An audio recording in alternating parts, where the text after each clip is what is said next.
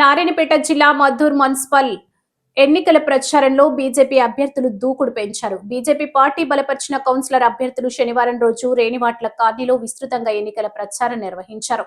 అభ్యర్థులకు మద్దతుగా బీజేపీ మండల నాయకులు ప్రతిరోజు ఇంటింటికి తిరుగుతూ ప్రజలను నేరుగా కలుస్తూ వారి సమస్యలను అడిగి తెలుసుకుంటున్నారు. తమ అమూల్యమైన ఓటును కమలం గుర్తుపై వేసి తమను భారీ మెజార్టీతో గెలిపించాలని ప్రజలను కోరుతున్నారు. తాము గెలిచిన వెంటనే వీధిలో ఉన్న సమస్యలు పరిష్కరించడానికి తమ వంతుగా కృషి చేస్తానని ప్రజలకు హామీ ఇస్తూ ప్రచారం చేపట్టారు.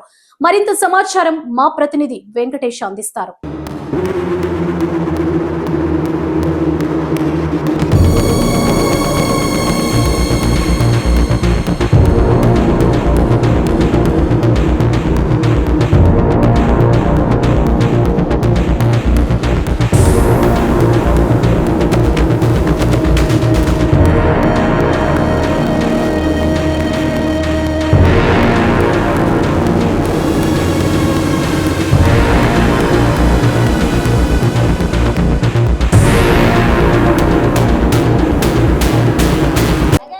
నూతనంగా ఏర్పడిన మద్దూరు మున్సిపాలిటీ కేంద్రంలో అయితే ఎన్నికల ప్రచారం అయితే జోరుగా కొనసాగుతుంది. అందులో 6వ వార్డుకు సంబంధించిన బస్నెం లక్ష్మమ్మ తన ఇంటింటి ప్రచారం నిర్వహిస్తున్నారు. తన ప్రచారం ఏ విధంగా కొనసాగుతుంది, వాళ్ళు ఓట్ల కోసం హామీలతో ఎలాంటి హామీలతో ప్రజల ముందుకు వెళ్తున్నారు. మనతో పాటు అభ్యర్థి బస్నెం లక్ష్మమ్మ ఉన్నారు. ఒకసారి మాట్లాడే ప్రయత్నం చేద్దాం. అమ్మ, చెప్పండి, మీ ప్రచారం ఏ విధంగా కొనసాగుతుంది మీ వీధిలో? 6వ వార్డు పేదదాన్ని నేను నిలబడ్డ అందరికీ నమస్కారం అమ్మ. తప్పకుండా వేయలే, నాకు ధీకరణ వస్తుంది. అందరికి మీ నమస్కారం అమ్మ. ఇది అట్లా తప్పకుండా వేయలే, నేను పేదదాన్ని ఉండా. మీరు అందరు కలిసి గెలిపియలే నన్ను. మీరు అందరు గెలిపితే మీకేం కావాలంటే ఏం తెపిస్తా. నన్ను ఒక్కదాన్ని తేవలే మీరు ఎట్టి పరిస్థితుల.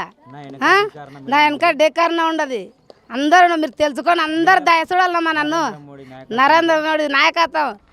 బీజేపీ పార్టీ బలపరిచిన అభ్యర్థులకైతే మద్దతుగా ఎన్నికల ప్రచారానికి బీజేపీ మండల నాయకులు అయితే ప్రచారం నిర్వహిస్తున్నారు.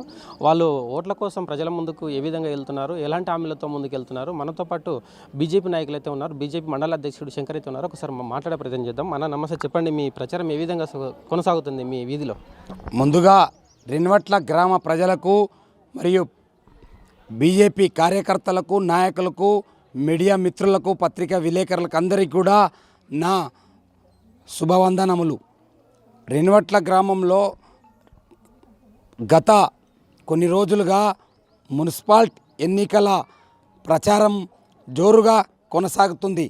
రేణివాట్ల గ్రామంలో 5 వార్డులు, 6వ వార్డు మరియు 7వ వార్డు, 8వ వార్డు, 9వ వార్డు, 10వ వార్డు మరియు మా గ్రామానికి ఆమ్లెట్ విలేజ్ అనేటువంటి కొత్తగా ఇంతకుముందు ఒకసారి చేసినట్టు గ్రామ పంచాయతీ ఎర్రగుంట తాండా కూడా 5వ వార్డులో ఎస్సీ, ఎస్టీ, బీసీ మరియు జనరల్ సీట్లు ఎన్నికల కమిషన్ రిజర్వేషన్లు ఇవ్వడం జరిగింది. దానిలో భాగంగా ప్రతి వార్డులో కూడా బీజేపీ తరపున బీజేపీ బలపరిచిన అభ్యర్థులం గట్టిగా పోటీ చేసి ప్రచారం కొనసాగిస్తున్నాం.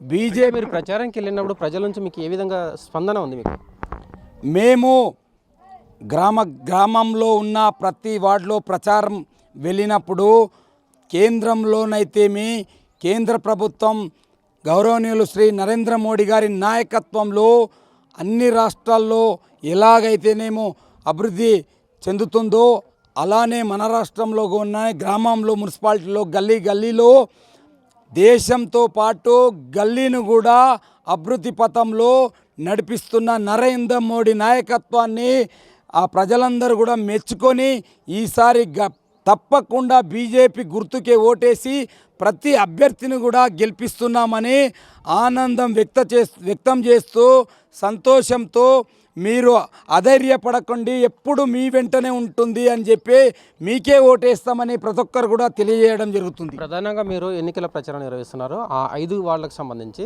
ఈ 5 వాళ్ళ ఎలాంటి సమస్యలు మీ దృష్టికి తీసుకొస్తున్నారు ప్రజలు?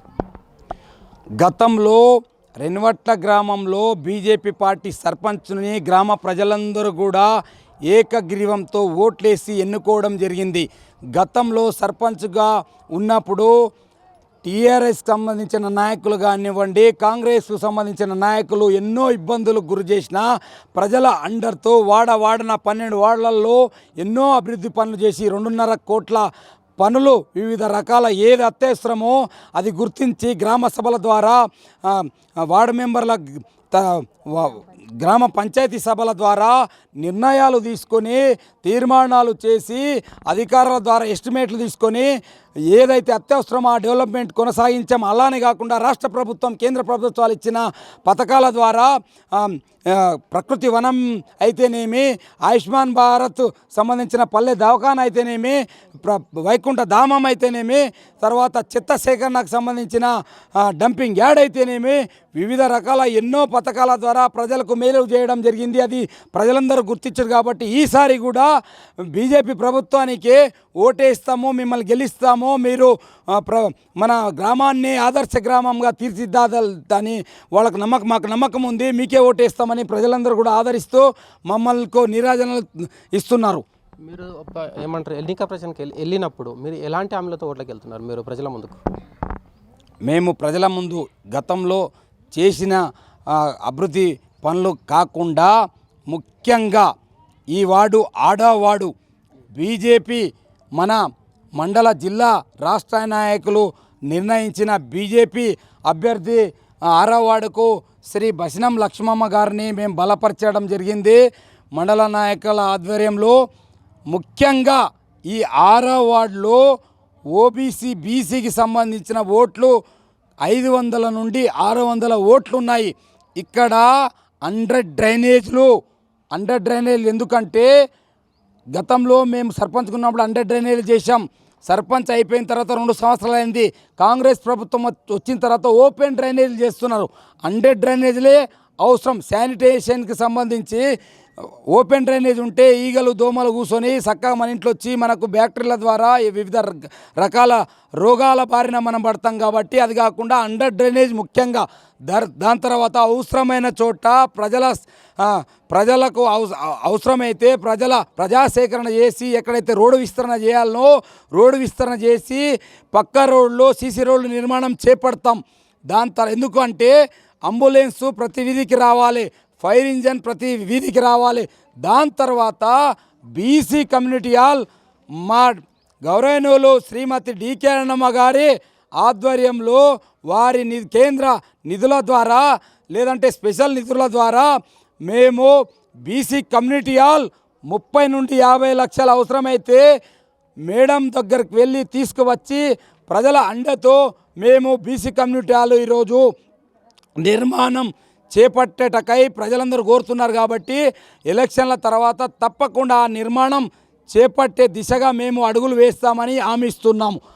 దాని తర్వాత ఇక్కడ గతంలో సర్పంచ్గా ఉన్నప్పుడు ఆయుష్మాన్ భారత్ హాస్పిటల్ కట్టించాం కాబట్టి దానికి గవర్నమెంట్ మెడికల్ ఆఫీసర్ ఎంబీబీఎస్కి సంబంధించిన మెడికల్ ఆఫీసర్ 24 గంటలు ఉండేటట్టు ఈ దవాఖానాలకు ప్రజలకు ఎప్పుడు సేవలు అందించేటట్టు ఇక్కడ 24 గంటలు ఉండేటట్టు ఒక డాక్టర్ను నియమించేటట్టు గతంలో మేము సర్పంచ్ అయిన తర్వాత కూడా సంబంధిత జిల్లాధికారులకు కలెక్టర్లకు తర్వాత డిఎంహెచ్ఓ గారికి కూడా ఫిర్యాదులు చేసినప్పటికి కూడా కాంగ్రెస్ ప్రభుత్వాలు ఉన్న నాయకులు అడ్డుకొని ఇప్పటివరకు ఒక డాక్టర్ను కూడా ఇవ్వలేదు. ఆ డాక్టర్ను కూడా మా డికే అక్క గారి ఆధ్వర్యంలో అక్కగారిని అవసరమైతే అక్కగారికి చెప్పి జిల్లాధికారి కలెక్టర్లకు మాట్లాడించి మేము తప్పకుండా ఒక వైద్యుని ఈడ ఏర్పాటు చేస్తామని హామీ ఇస్తున్నాం.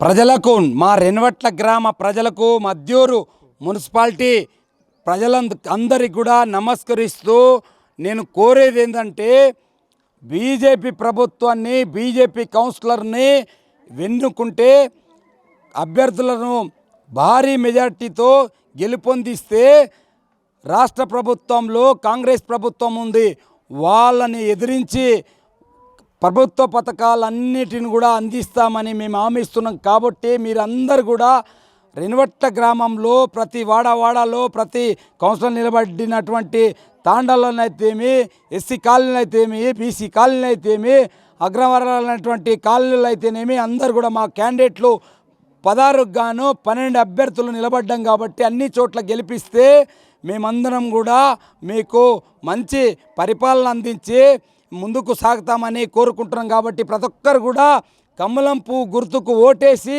మా అందరినీ కూడా భారీ మెజార్టీతో గెలిపించాలని కోరుకుంటున్నాను.